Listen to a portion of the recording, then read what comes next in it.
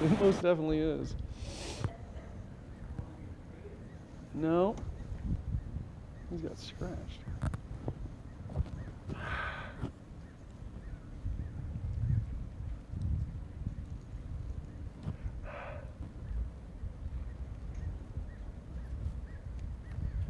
Okay. As is needed. Yeah, go ahead. All right, good morning, everybody. Good morning. Welcome, welcome. Come on in. Yeah. And? Yes, that's the question. Where is this? There's so much noise out there that we're going to close that door. And then...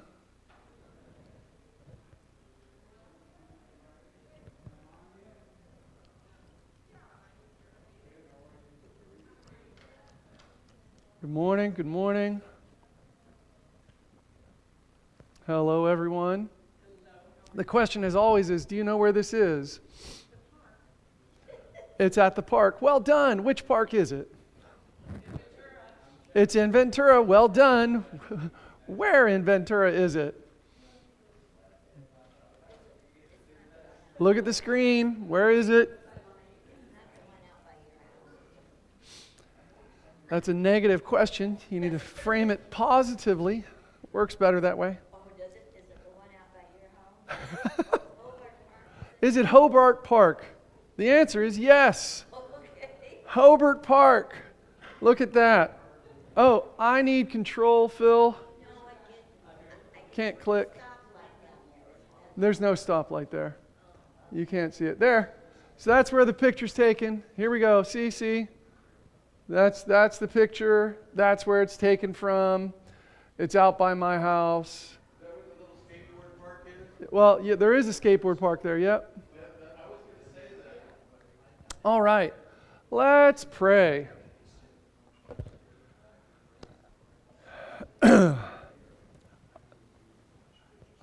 I could have your attention, we're going to pray. Dear God, thank you for this day. Thank you for this time. Thank you for allowing us to gather. God, give us a heart that is open to you and receptive of what you desire.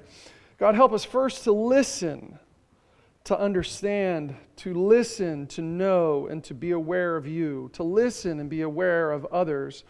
And then, God, help us to formulate our thoughts and share our opinions maybe as needed. God, thank you for the love that you have for each one of us and the love that you give us to share with one another. It's in Jesus' name we pray. Amen. All right, so reflecting on Luke 9 through 15, chapter 9, Jesus sends out the 12. Jesus feeds the 5,000. Peter declares that Jesus is the Messiah. Jesus predicts his death. The Transfiguration. Jesus heals a demon-possessed boy. Jesus predicts his death a second time. Samaritan opposition, the cost of following Jesus. Chapter 10, Jesus sends out the 72, the parable of the Good Samaritan at the home of Martha and Mary. Chapter 11, Jesus is teaching on prayer, Jesus and Beelzebul, the sign of Jonah, the lamp of the body. woes on Pharisees and law experts.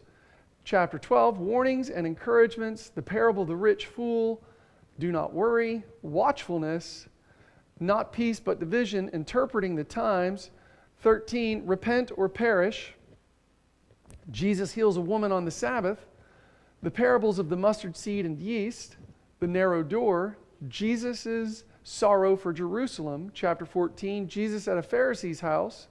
The parable of the great banquet, the cost of being a disciple. Chapter 15, the parable of the lost sheep, the parable of the lost coin, and the parable of the lost son.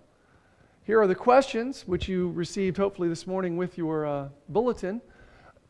What, quote, good reasons keep us at a safe distance from full obedience? Why does Jesus call his disciples to surrender everything? Number 2, how can years in church make us more careful, busy, and distant instead of more merciful? Who are we trained to walk past today?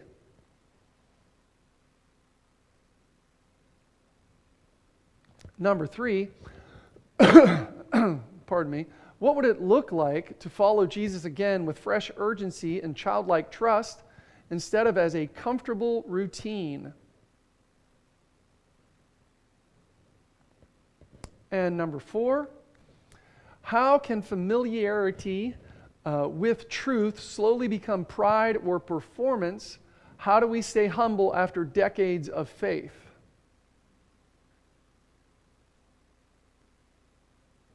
And number 5, where does the older brother attitude hide in us? What does the Father's response reveal about God's heart? So those are your questions. You should have them on a sheet in front of you as well. Now we're reflecting on Luke 9 through 15. If you like those questions or don't and want to talk about them, that's just fine. If you have other concerns or opinions or things you'd like to address, let's go for those. And we're off to the races. You might notice I forgot my glasses, so those in the back row, I can see you. I will see your hand go up, but your face is a blur, so if you try to smile at me, make it really big and make sure I can see your teeth.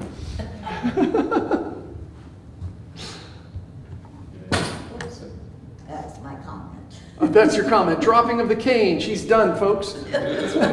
In the back, I saw a hand go up. Yes, sir. I read a word picture, there she is. Nobody's throwing anything. You're all right. Sorry. I read a word picture not all that long ago that really made an impression on me.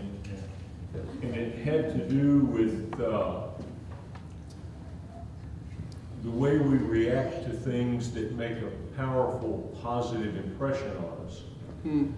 Let's just say, for the sake of an example, that you hear a pianist who is gifted, talented, practiced.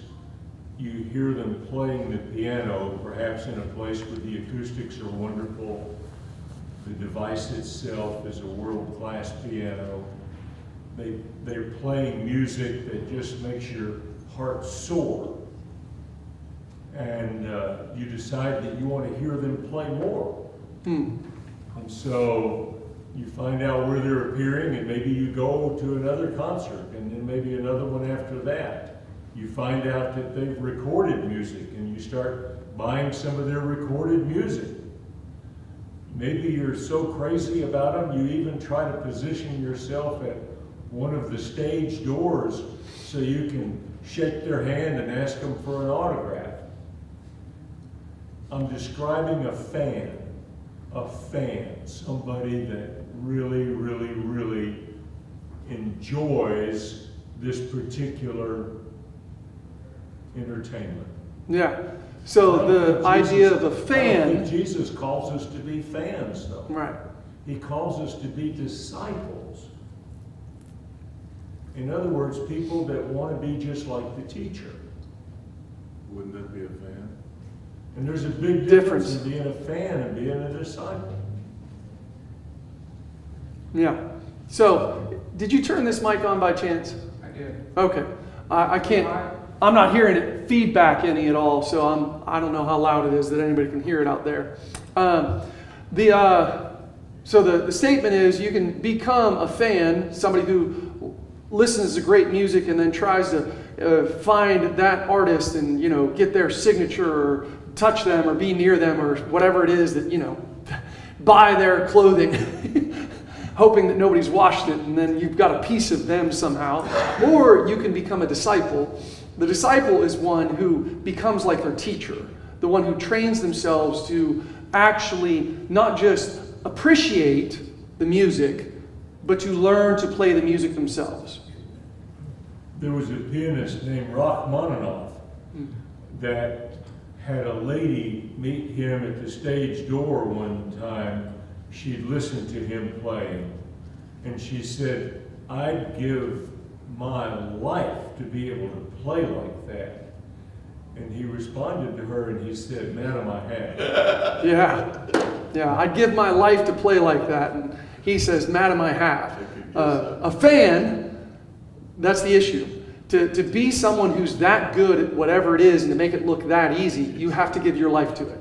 Yeah. So, and that was one of the things, speaking of that, when I was at the lectureship, I was listening to these sermons, and these guys have had more than a year to prepare them. All these people that are teaching and preaching, the teaching of classes, they might have 6 months to prepare, depending on when they were asked. But typically, the keynote speakers and the really, big names, they're told more than a year in advance, because at the end of this year's Harbor, they announce next year's speakers. And they announce the topic. So they've already worked through something of what's going to be said and who's going to say what and, all of that. So they've had a year to prepare this message. And I walked out of one of those going, man, I was talking to a fellow preacher friend of mine. I said, I thought I could preach. Oh my goodness. And he goes, remember, they've spent a year on that message alone. Oh, yeah, that's right. And I went, oh, whew, okay. Yeah, how many times have they been asked to speak at different places that they could have pulled that sermon out and rehearsed it with that different group? It's kind of like when you watch comedians. Have you ever seen a comedian and thought, oh my goodness, that's amazing. I think I could probably do that. Or I wish I could do that. The thing that nobody understands about the comedian is they have workshopped those jokes typically for at least a year before you see them on Netflix or wherever else. At least a year, if not longer. And every time they put out a new a special, they typically go back and rehearse a whole new set. So if they have an hour of material, you have to know how many hours they put into each one of those, because typically a 5-minute bit for them, 3 to 5 minutes, they're going to do that bit hundreds, I kid you not, hundreds of times before they go, it's ready for the special. It is rare that they take anything into a special or like a massive, theater type setting that they haven't rehearsed hundreds of times. Hundreds. So when you see somebody who's doing that, it is very different, whether it's the comedian or the preacher down at the lectureship, it is very different compared to your regular Sunday guy. Those are different things. Yeah. So what speaker was that you were talking about that you heard at Pepperdine? Oh, Jonathan Stormont is, when I hear him speak, every time he speaks, I am just, oh my goodness. His keynotes and his classes this year were phenomenal. Just really spot on good. Rick Ashley, he's also just super. But you have to think about who Rick Ashley is. He has been preaching since he was a teenager. He is now 70 or something like that. And his brain, he has a near photographic memory. When he gets up to do a promo for something, it's a big church, something like 5,000-6,000 or more, I don't know. And when they record him for any spot that they're doing online or wherever, or an announcement that he's going to make, but it's by video, Typically it's one take. What? Yeah, he knows how to say it, what to say. He's rehearsed it in his head enough. He's ready. Here it is. Why? Because he has given his life to it. Right? He has given his life to preaching, teaching, the work of the church. I remember I was talking with Jeff Walling recently, and it seems every time I talk to him, he throws out something. I'm like, I don't know about that. And then I'm like, oh, I should never said that. The man is going to be 70 this year or next, I can't remember. He's been preaching also since a teenager, and it's not just once a week. He's asked to preach everywhere across the country in all kinds of different venues with thousands of people and 5 people. I mean, everywhere. And anywhere he's asked, if he can fit it in his schedule, he goes. And he's done that his whole life. Jeff Walling. He'll be here while I'm gone, because I won't be here for 3 weeks. You should make sure you're here and bring people with you, because the people I've asked to speak and what they're going to speak on, really good. Really good. And when Jeff comes, it'll be June 28th. And he's going to have a great message, and it'll be fabulous. But every time I think of those guys who have done these things and given their life to it, and then I look at myself and I go, and then I have to remember, oh, that's right. Jeff Walling just hasn't preached every Sunday. He's probably preached 5 times a week for the last 70 years almost, you know. I mean, it's incredible how much he preaches. On top of that, when he was a child, he memorized all the story of the Bible.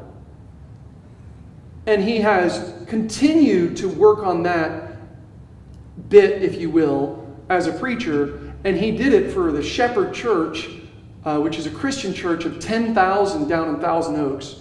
And it took him, I think, 2 Sundays, but he went through the Old Testament and the New Testament, and they had some artists drawing as they did it. And it's online if you want to watch it. But, I mean, it's basically the story of the whole Bible.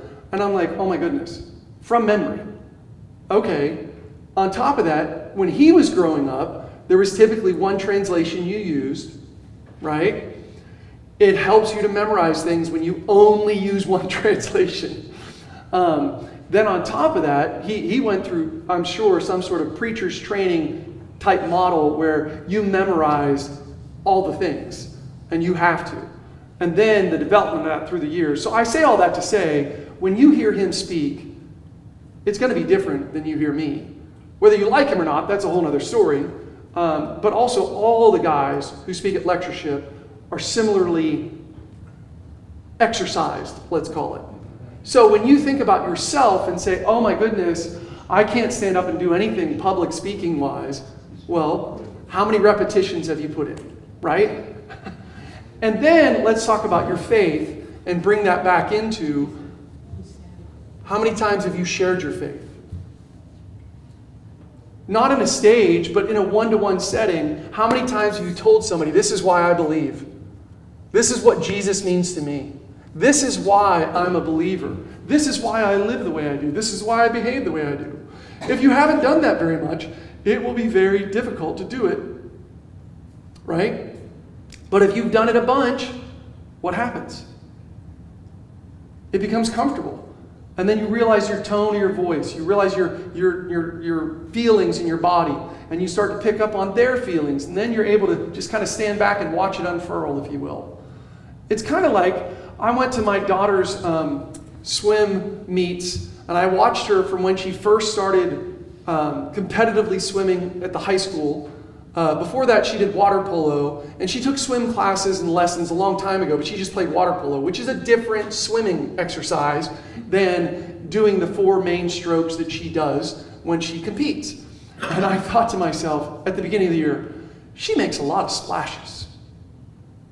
And I would watch the guys who were seniors and the girls who were seniors and how their body went through the water versus my daughter's.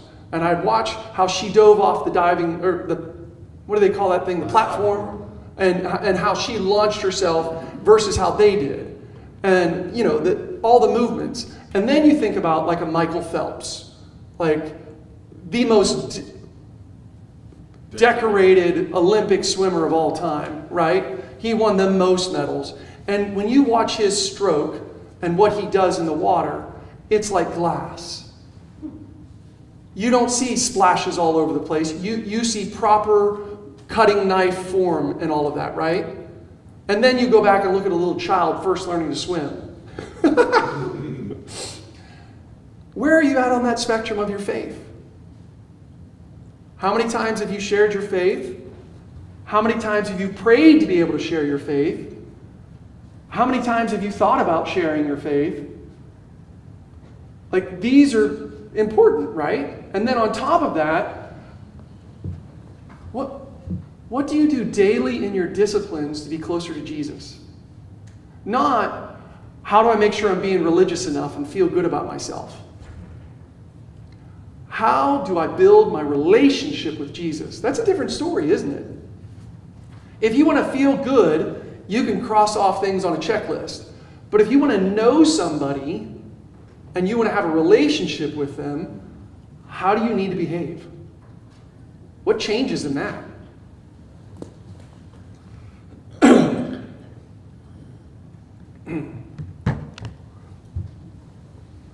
Questions, comments, opinions? Yeah, number 2 question. Yeah. Who are we trained to walk past today? What does that mean?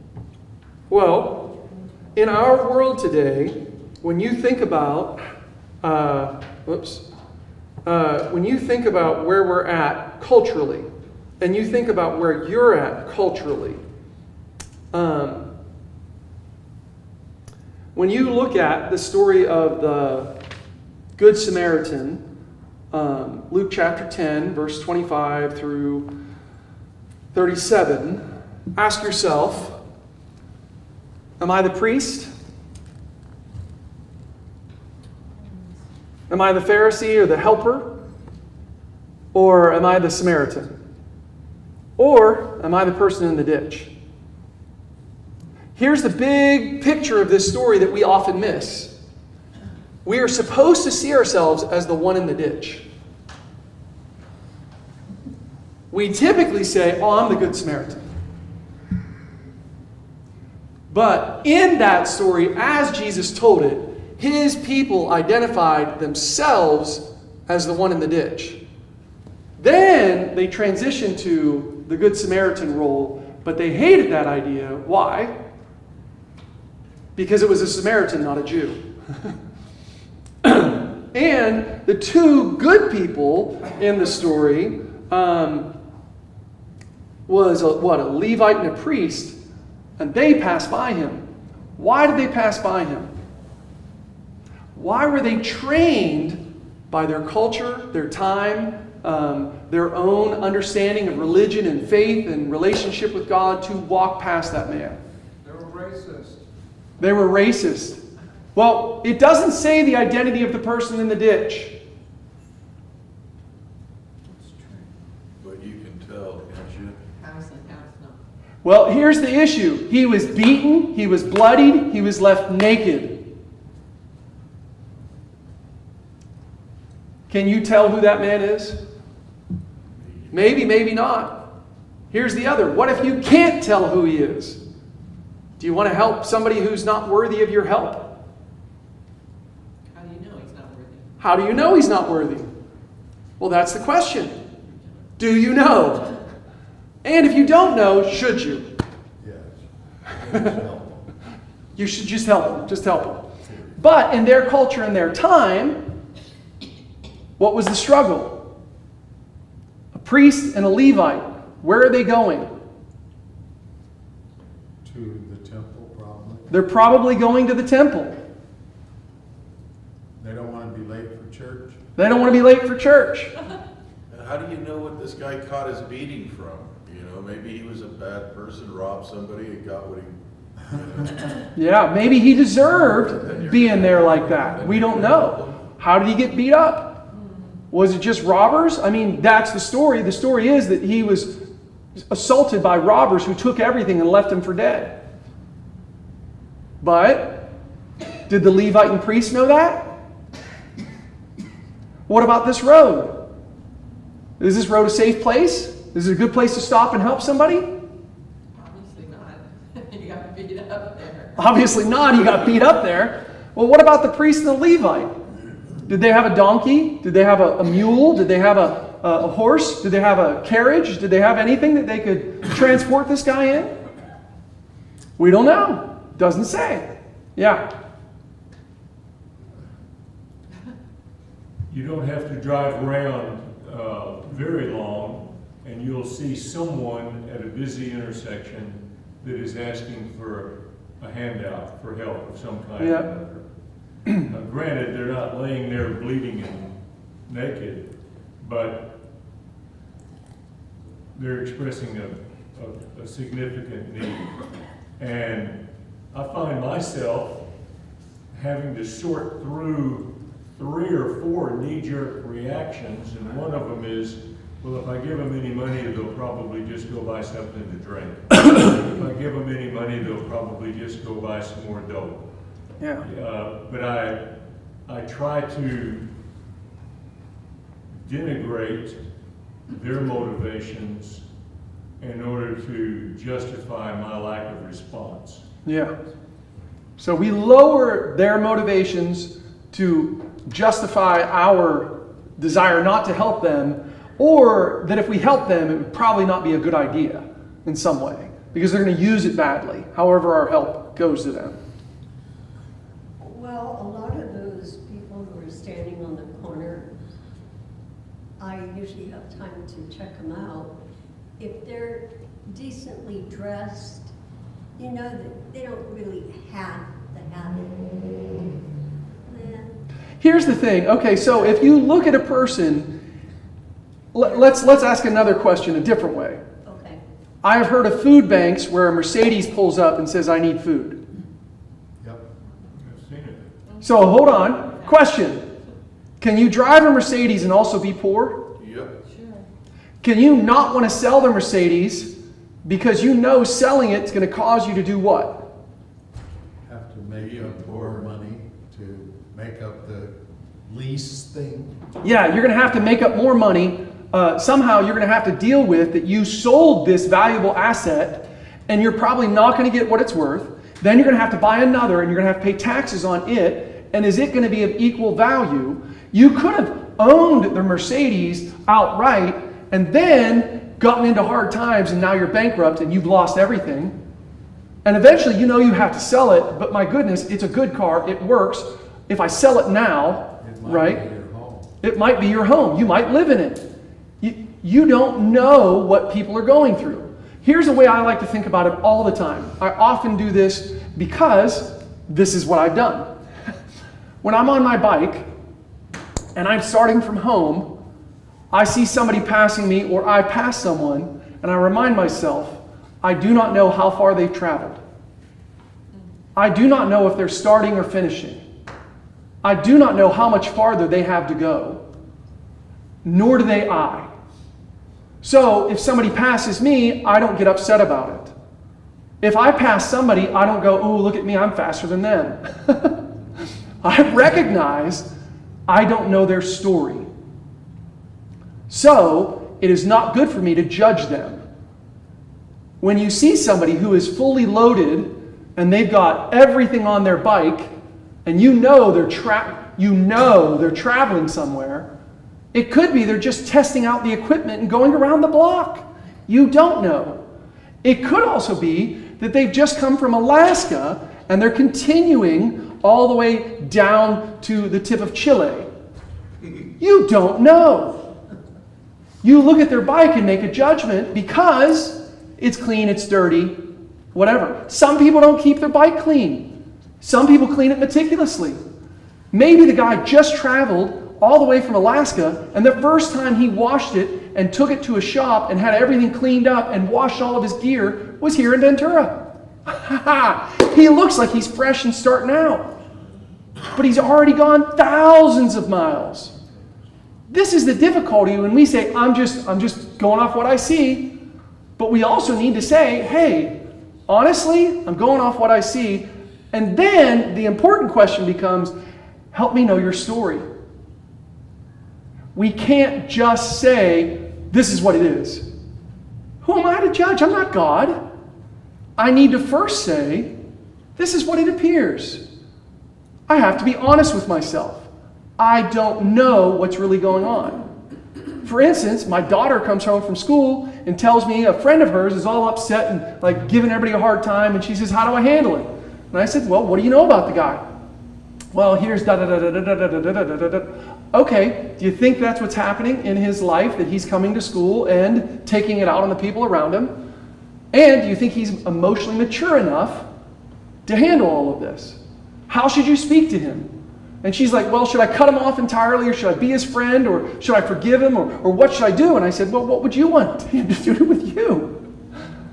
I said, considering his background, considering his behavior, considering what are you going to do with him? And isn't that what we need to do in our lives every day? Somebody could be 70-year-old, but their emotional maturity level might be 15. You don't know how far they've gone. It could be that they've only been sober for 5 years. It could be that they've been sober for 50 years, but they never did the work to become a healthy sober. They're a dry drunk who's angry, nasty, and immature. How do you know? The only way you know is by sitting down and talking with them and getting to know them, and then investigating their life. If you aren't investigating their life and opening your life to theirs, what's the likelihood you're going to be able to make an honest, accurate assessment? On top of that, if you go, oh, it's just like this, you've done no investigation. You have no basis to make that judgment. You just, that's what it feels like. I'm done. Do you want the truth or don't you? Do you want to help the individual or don't you?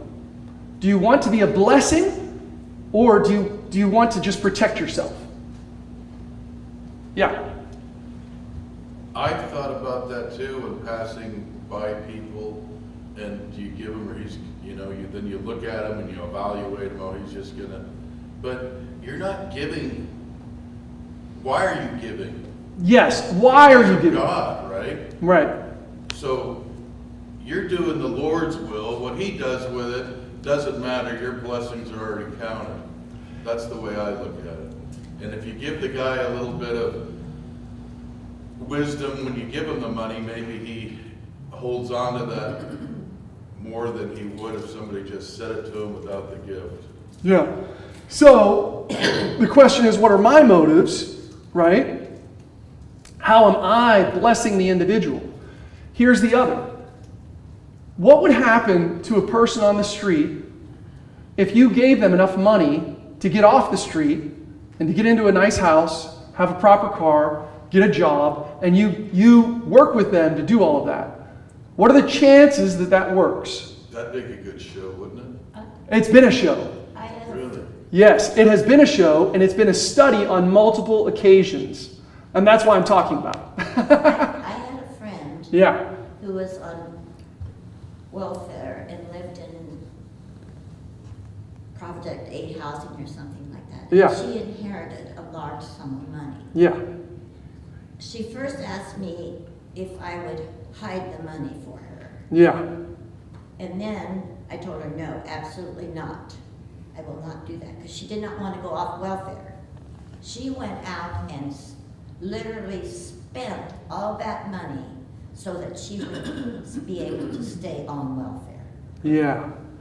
Okay. So and she got help, and she took it the wrong way. Right. So a friend of hers, if you didn't hear in the back, had a relative who passed and gave her so much money she would have been set in some sense. Yes, she would have. She asked Vivian, hide it for me. She said no. She wanted to stay on welfare, so she went out and spent it all so she could maintain her welfare status. Meanwhile, what Vivian's really saying, and what we're all hearing hopefully, is she wouldn't have needed welfare ever again had she invested the money properly. That's right. And taken care of herself. But this is the mindset of someone who's on the streets or on welfare. Not all of them, but generically, stereotypically, this is a part of that. And this is the show that you would like to watch that I'm telling you I've seen. They took a guy who they loved and cared about, and they said, I'm going to give you money, training, and I'm going to put you in this situation, and I'm going to help you, and we're going to train you, and we're going to He goes, okay. It didn't last a year, and the guy was on the streets again. Why? The life on the streets is more comfortable because I understand it. I don't have to struggle with all of that. I know the struggle. I like the struggle. Maybe not like the struggle. I'm comfortable with the struggle. And here's the thing. If you watch two people fall in love, sometimes it's because they're comfortable with one another. It does not mean that they're good for one another. If you come from a similar background and you meet somebody who comes from that similar background, right? And you say, wow, I don't know what it is. Something sparks inside of me when I see this person, and I get along with them, we can talk about things, and then you marry and everything changes. And you go, whoa, what happened there? And then you have to ask yourself, did they feel like home? Because that is one of the issues of people who date and fall in love, get married, and then recognize, hold on, what happened here? Because something in you and something in them was comfortable, but it wasn't healthy. That's one of the struggles. So, this has been shown again and again and again through multiple homeless type projects and multiple dating type shows, that you can highlight this kind of behavior very quickly and very easily. Does it always work that way? No. But stereotypically, the overwhelming majority, if you hand them a bunch of money and they're on the streets, what are they going to do with it? Blow it all because they don't know what. One, they're not safe with it. It's not safe with them. They're afraid for their lives. Steve Harvey made a joke. I think it was Steve Harvey. He was talking about when he got rich all of a sudden, somebody broke into his house and he had bought guns for his protection. Everything in his house was disheveled. They were throwing mirrors and paintings and artwork off the walls, and they were looking for, the police told them, a safe. They didn't find the safe. They found the guns. They took the guns. And then he goes, oh my goodness, let's go to the bedroom. Lifts up the mattress, goes, the money's all here. He didn't yet buy a safe because he didn't know that's what you're supposed to do. He hid his money in his mattress. That's what you always hear about. Yeah, that's what you hear about. There are people who still do that. So when you have money, more and more and more money, you no longer hide it in your mattress or in a safe. Where do you hide it? In stocks, in bonds, in offshore accounts, in yachts, in fancy cars and fancy houses. It's right out there in the open. In artwork, here's another one that you probably don't know about. Really rich people buy really great art and they stick it in one of those non-country zones, a duty-free zone. It's a warehouse facility for the really rich to hide their stuff. So it never has to be taxed. It keeps assessing in value because it just gets older. And then they get a copy of it made to hang in their house so they get to appreciate it and remind them, yes, I have this. And then they put it up for auction years later and it's worth millions more. But they never had to pay taxes on it. And now, the other thing they like to do is donate it to a foundation. And that foundation is really their own money for themselves and their family. Some of them do good, but some of them just really take care of their family, and their family's all on payroll. Wow. So when you hear about all that, you go, whoa, hold on, what? This is weird. Back to our story, though. We have been trained to walk by the people at all the corners, haven't we? Because we recognize that somebody else is going to give them some money, and whatever they're doing, we've seen them there for months. What are they doing? And if you went up to them and talked to them and got to know them, which I know people have done that, It is hard to develop that relationship of trust. Then it's hard to develop a deeper relationship where you might be able to get them off the streets. That's why I think we all would love and do love Tender Life and transitional housing stuff and the City Transition Center that River Community Church does, right? A ton of their ministries like that are just, wow, yes, great. But at the same, if you ask them, the ones who actually work in those programs, how many of these people end up back on the streets? It is a small minority that they get to help, and then it's a small minority that become success stories. But what a wonderful success story, right? So maybe when you offer to help, you say, hey, I know a place that might be able to help you. I need you to go talk with these people. I'm going to give you this money, but I really want you to talk. Will you talk with these people? Can I take you over there?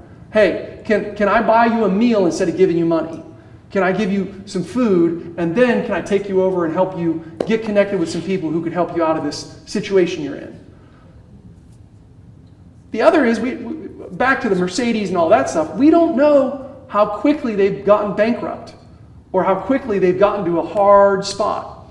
And many churches today aren't going to help them. Speaking of that, there was a lady at Pepperdine who taught a class about helping people and the ministry that they were doing to really help people.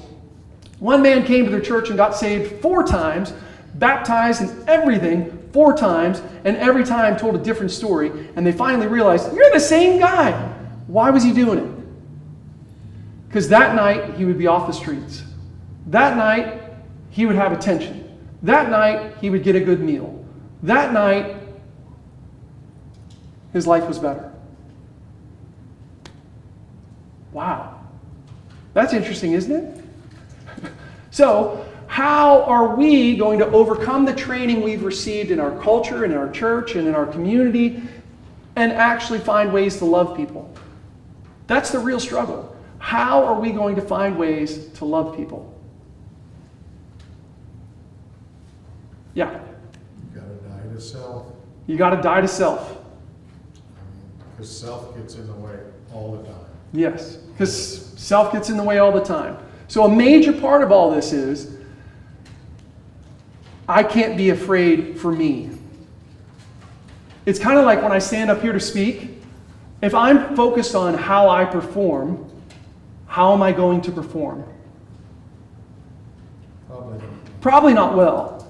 If I'm nervous because, oh my goodness, I don't know if I know this, I don't know if I remember this, oh my goodness, I've got so many things going in my head, you're going to feel all of that energy. You may not know it, but you're going to absorb it, and you're going to go, I don't feel good, I don't like this, I don't know what this is. I don't know what he's doing, I don't like it, something's not right. But if I'm confident, comfortable, and not concerned with myself as much as I am with you, now I pay attention to you and what you need, and I'm here to serve you.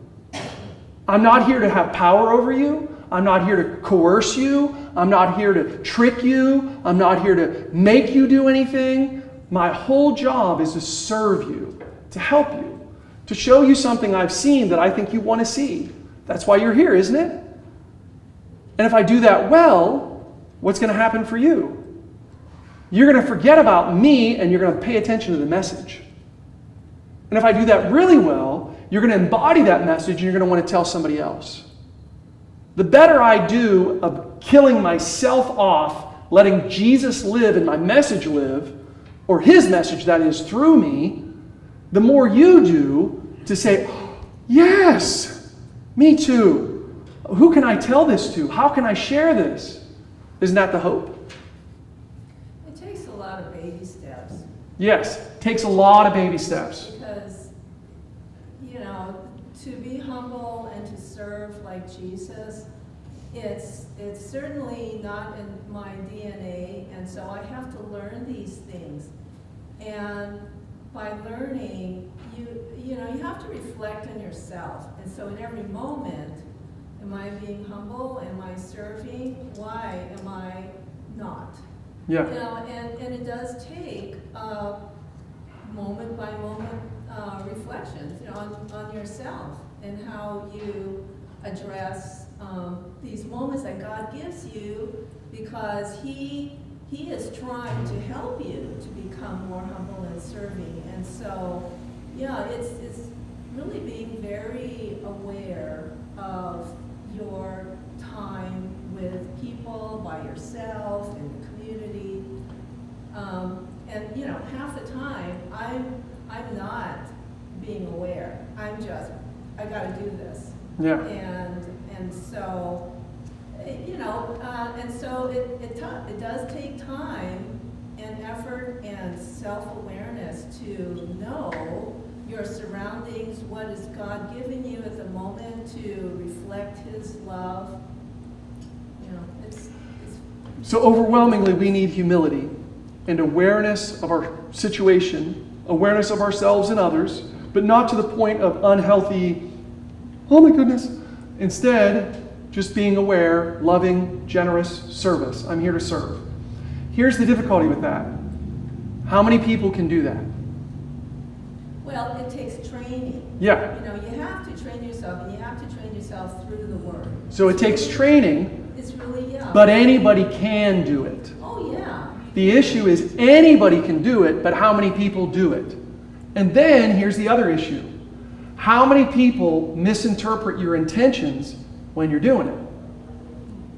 How many people will say, oh, I know what you're doing. And you're like, whoa, I didn't do that. That's not what I said. That's not who I am. That's not what I'm about.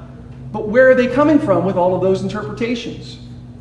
But see, those are times when God knows that will happen, and you just learn from it. You know, Yeah. you just do better next time.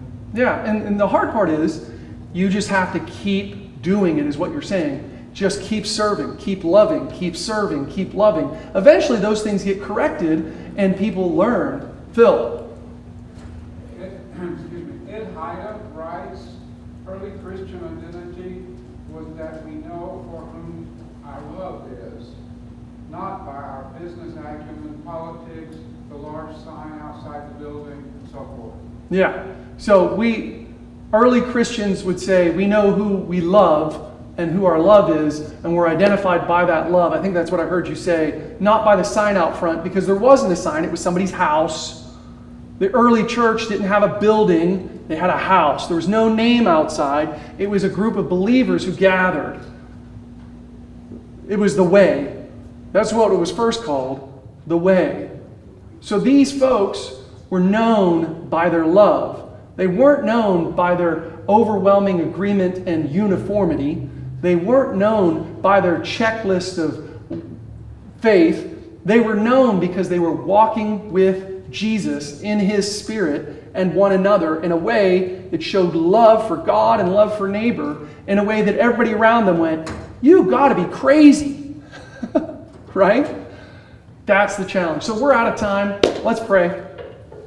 God, we thank you for this day. We thank you for this opportunity. God, we appreciate your word that is alive in us, Jesus. And we appreciate the word that you have given us in the scriptures. And we thank you so much for the Holy Spirit. We thank you that you are moving in us and guiding us and challenging us and transforming us.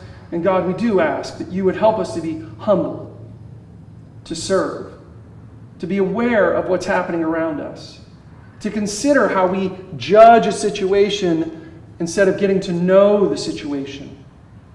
God, let us be people who are fruit inspectors, looking into the lives of all the people around us, including ourselves. And help us to do that with kindness and generosity and love, so that people know and understand how we care for them. God, let us not be hypocrites or fake or actors in any way, but help us to just embody Jesus to the world and to ourselves.